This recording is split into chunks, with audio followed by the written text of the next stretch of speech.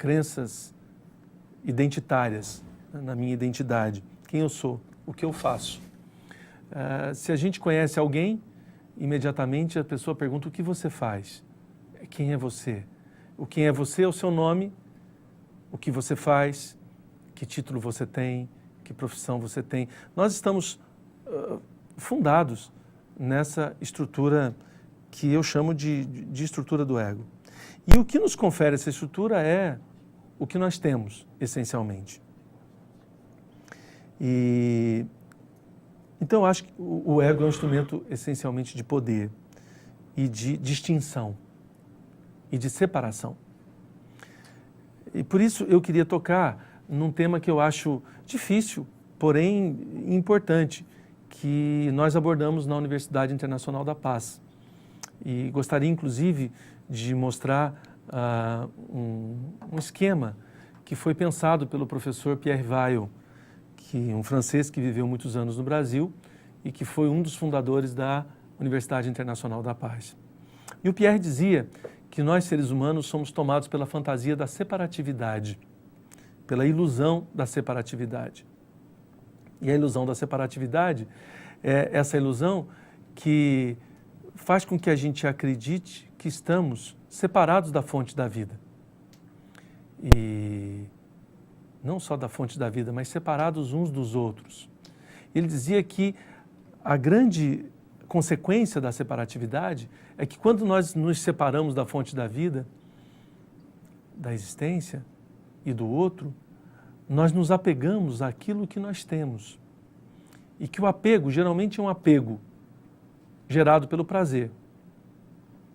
Nós nos apegamos àquilo que nos dá prazer, às nossas identidades, às nossas seguranças, à nossa estrutura de segurança. E o apego é a fonte de medo, porque se nós nos identificamos com aquilo que nós temos, seja um título, seja um cargo, seja um recurso financeiro, fama, ou qualquer tipo de dominância na relação, nós vivemos também o medo de perdermos isso que construímos. E aí o medo, a raiva, o orgulho, o ciúme, se a gente puder observar nesse esquema, né? Apego, medo, raiva, orgulho, ciúme, serão fontes, sem sombra de dúvida, de estresse, de doença e de sofrimento.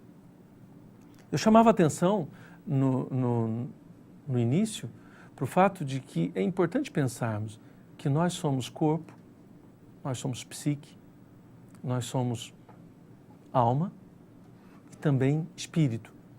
Óbvio que essa visão quaternária do homem, essa dimensão de complexidade, ela é trazida pela religião, pela espiritualidade, porque a ciência fica assentada, fundamentada basicamente em dois pilares, que é a razão e sensação.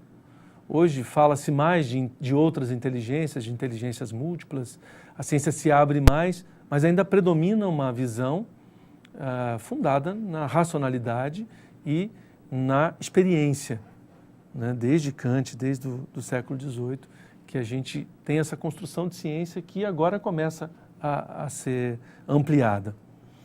Então, é importante pensarmos que essa ilusão da separatividade, ela faz com que eu pense, muitas vezes, que o problema da violência não é um problema relacionado a mim, se eu não vivo numa área de risco, ou se eu não estou diretamente envolvido com algum problema.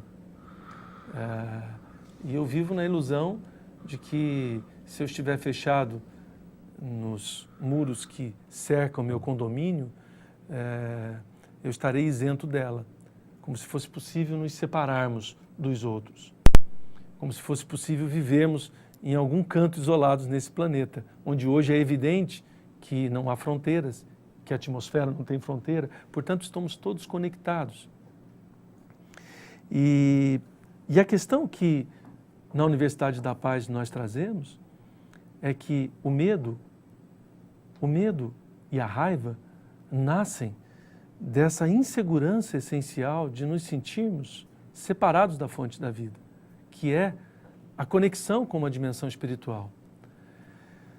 Conexão com a fonte da vida, que quando nós não conseguimos estabelecer, nos traz insegurança, porque nós tendemos, a partir do medo da raiva, a viver na reatividade, a viver num estado de estresse e num estado de identificação do nosso ser com a nossa mente. E como é que a nossa mente está nesse contexto? Nós vivemos num contexto de informação, como o Sérgio falava. Se nós analisarmos a internet, TV, jornais, hoje a gente pode dizer os celulares.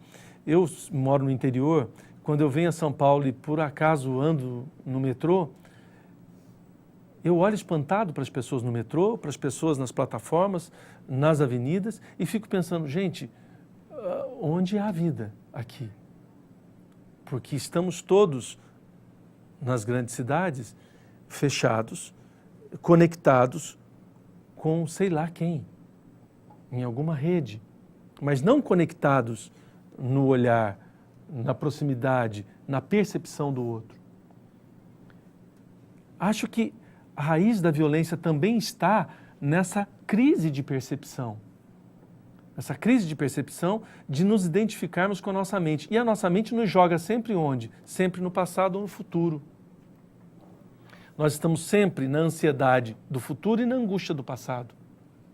E a ansiedade do futuro e a angústia do passado nos colocam sempre na dimensão da reatividade. E na reatividade que nos rouba de nós mesmos. Eu acho importante pensarmos nos funcionários da saúde e principalmente nos educadores. Como é que anda a saúde psíquica dos educadores e dos trabalhadores da saúde? Onde eles estão? Os cuidadores das crianças, os cuidadores dos adolescentes, os cuidadores dos idosos, onde eles estão? Como anda a nossa saúde? E a nossa saúde física, ela é inseparável da nossa saúde psíquica, daquilo que nos constitui enquanto mente, da nossa mente, do nosso sentimento. E na Universidade da Paz, o tratamento que nós damos só é possível ter paz no corpo, paz com o outro, se também tivermos paz na mente. Um estado de disponibilidade e um estado de presença. E esse estado de disponibilidade e de presença é um estado propício para a criatividade. O ser humano pode agir na reatividade ou na criatividade. A criatividade só é possível quando estamos presentes.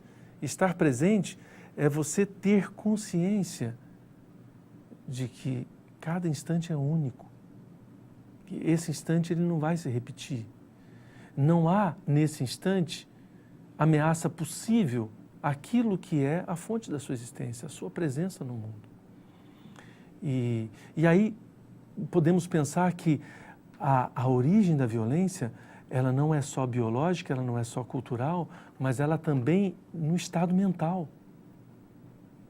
E numa disponibilidade ou indisponibilidade ao instante, a acolhermos o instante. Talvez isso seja um pouco mais difícil no contexto de uma conversa sociológica, mas eu trago isso porque eu percebo que cada vez mais a gente pode dizer, não existe realidade objetiva, existe uma realidade que depende da interação com o sujeito. Não existe um mundo objetivo, existe um mundo que essa humanidade mantém com suas crenças, suas normas, seus padrões, seus valores.